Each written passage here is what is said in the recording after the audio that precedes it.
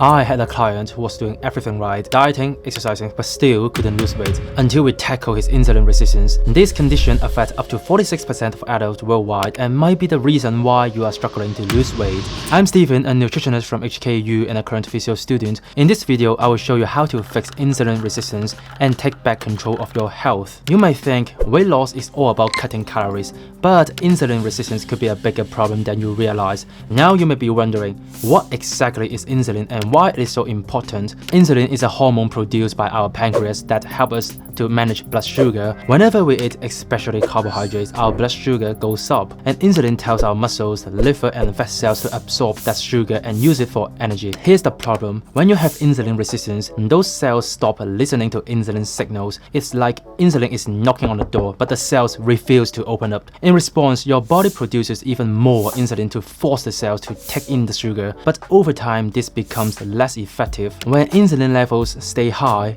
it will depress lipolysis, which means the breakdown of fats, and increase lipogenesis, which means the storage of fats. It makes it even harder to lose weight. Also, insulin resistance can mess with hunger hormones like leptin and ghrelin. This makes you feel hungrier than you should and causes you to eat more than your body actually needs. So you are not just battling your diet, you are battling your hormones too. Even worse, when your cells can't effectively use sugar, you may feel tired than usual. Low energy makes it harder to stay active and creating another barrier to weight loss. You can see, insulin resistance not only can make weight loss difficult, but can also lead to weight gain, create a cycle that feels impossible to break. But how do you know are you having insulin resistance? Well, the tricky part is that there's no single test to confirm it. And doctors usually diagnose insulin resistance through a combination of blood tests, physical signs, and risk factors. So why it is so hard to diagnose insulin resistance is because the exact mechanisms of insulin resistance are unclear. But we do know there are some risk factors that make us more likely to develop insulin resistance. First, body fat, especially around your organs. This type of fat, known as visceral fat, isn't just sitting there. It releases inflammatory substance that inhibit insulin ability to work properly. This makes it harder for our cells to respond to insulin signals, increase the insulin resistance. Second, poor diet choices. Eating too many refined carbohydrates and sugar can spike our blood sugar and overwork our body. Over time, this can lead to a condition called fatty liver. It means too many fat accumulate in our liver. This condition not only contributes to insulin resistance but also worsens it, create a harmful cycle. Third,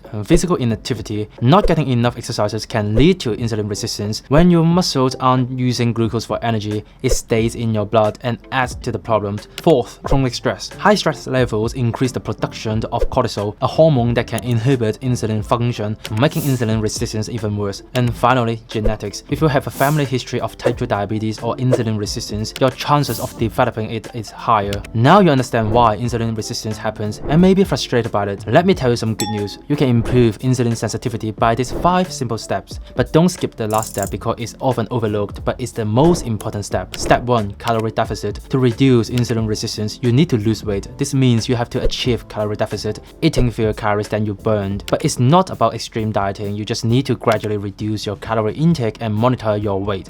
Aim for losing about 0.25 to 1% of your body weight each week. If your weight stays the same or increases after a couple of weeks, adjust your food intake or increase your physical activity. Over time, this will help reduce visceral fat, which is a key to reverse insulin resistance. The second step is adjust your diet. Start by cutting down on refined carbohydrates and sugars, especially from processed foods and sugary drinks, because those foods spike your blood sugar and increase the demand for insulin, making insulin resistance worse. Instead, focus on whole foods like whole grains, vegetables, lean proteins, and healthy fats. And don't worry, you don't need to avoid food entirely, just be mindful of your portions. Foods contain fiber and nutrients that slow down sugar absorption, making them a healthier choice compared to processed sugars. So adjust your diet to keep your blood sugar stable and reduce the need for insulin. Step 3. Get moving. Exercise is one of the best ways to improve insulin sensitivity. When you move, your muscles use more glucose, which lowers your blood sugar. Even walk 30 minutes a day can make a huge difference. And of course, if you can hit the gym, it can be even better. Strength training and cardio help improve overall health and insulin function. Step 4. Sleep and stress management. Poor sleep and high stress levels can make insulin resistance worse. Aim for 7 to 8 hours of quality sleep each night and find ways to manage your stress, like meditations, deep breathing exercises, or spending time with loved ones. And I know managing stress is easier said than done, but even starting with 5 minutes of deep breath can make a big difference. Step 5. Consistency. This is where many people struggle.